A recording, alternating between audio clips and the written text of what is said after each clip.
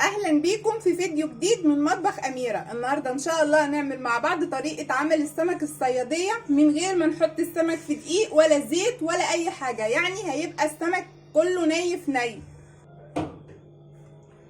معايا 2 كيلو سمك متنضف كده بالطريقه دي، يعني جاهز للحشو.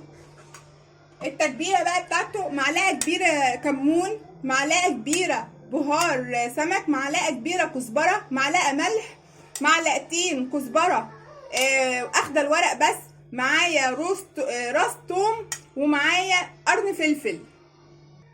لو عندك هون افرمي كل المكونات دي مع بعضها في الهون. انا ما عنديش هون، انا هفرمها في الكبه. هحط المكونات دي كده في الهون في الكبه. بسم الله.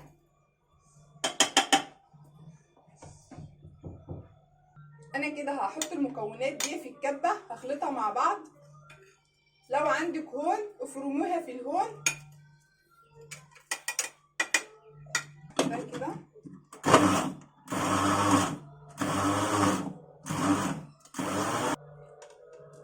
هحط معلقتين ليمون، عصير ليمون كده، ومعلقتين خل، وهفرمهم تاني مع بعض.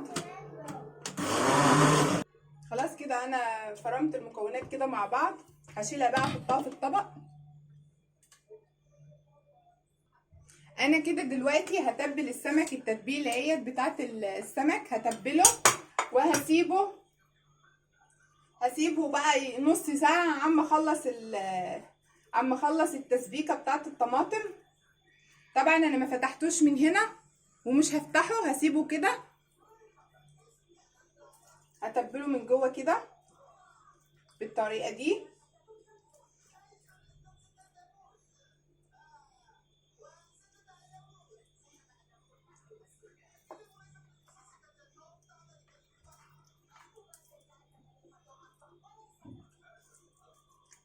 طبعا انا لما غسلته عصرت عليه ليمون، ما حطيتوش في الميه، عصرت عليه ليمون بس.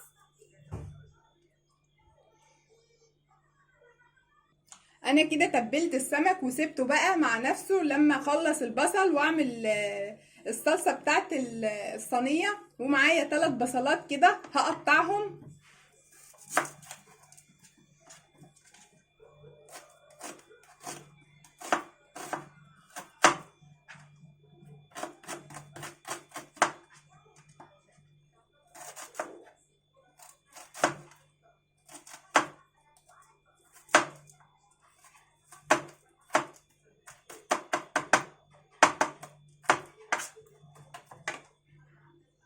انا كده دلوقتي قطعت ال3 بصلات، هحطهم بقى في الصينيه، احطهم على البوتاجاز. انا هحط كده معلقتين زيت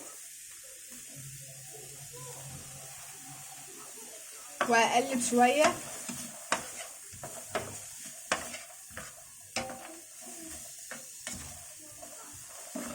انا طبعا عامله الصينيه واسعه بالطريقه دي علشان انا عايزه الصلصه تبقى كتير في السمك، وفي نفس الوقت لما احط السمك في الفرن يحمر من فوق. فدي فكره الصينيه الواسعه بس. طبعا انا حمرت البصله بالدرجه ديت. هحط لها بقى معلقه تتبيله من اللي انا كنت عاملاها للسمك دلوقتي كده، واقلبها كده بقى مع بعض. ريحه التتبيله مع البصل رهيبه. هحط بقى شويه ليمون كده، وهحط شويه خل كمان شويه كده. خلاص البصله بقت حلوه معايا ولونها حلو، فانا هضطر بقى ان انا احط الصلصه. بسم الله. ده كيلو طماطم انا عصراه في الخلاط، وهسيب الطماطم لما تتسبك، وبعد كده هحط السمك. الطماطم كده مش كتير، هي لما هتتسبك هتقل شويه، فما تقلقوش، يعني هتنقص معايا الميه وهتبقى حلوه. طبعا الطماطم سبكت معايا اهي، يعني ما تقلقيش حتى لو انت كترت الصلصه في الصينيه فهتتسبك وهتنقص منك خالص. هنحط بقى السمك، هنرصه كده وهنسيبه 10 دقايق، وبعد كده هقلبه الجنب التاني. انا كده دلوقتي رصيت السمك كله، هسيبه بقى 10 دقايق على الجنب ده، وبعد كده هقلبه كله.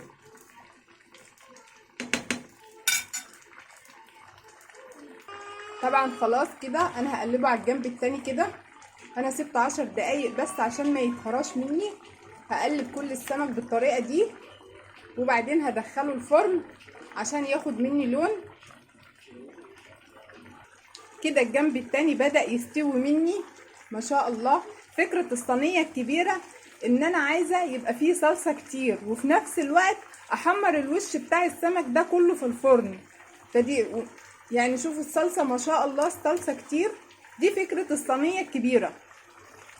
كده خلاص السمك استوي معايا، انا هشيله بقى واحطه في الفرن. وما شاء الله الصلصة كتير ما شاء الله. هشيل بقى السمك كده واحطه في الفرن عشان ياخد مني لون. كده خلاص هي بقى لها ربع ساعة في الفرن واخدت اللون ده معايا. هشيلها بقى كده. خلاص انا طلعت الصينية ما شاء الله من الفرن، اخدت مني ربع ساعة ما شاء الله ما شاء الله. واستوت كمان، السمك استوى معايا.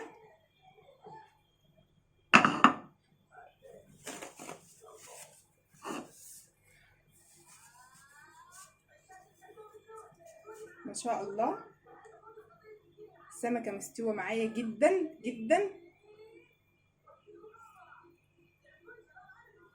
يا رب فيديوهاتي تعجبكم. ما تنسوش بقى تعملوا لايك وتشيروا الفيديو وتشتركوا على قناتي على اليوتيوب مطبخ أميرة الأمير. سلام عليكم.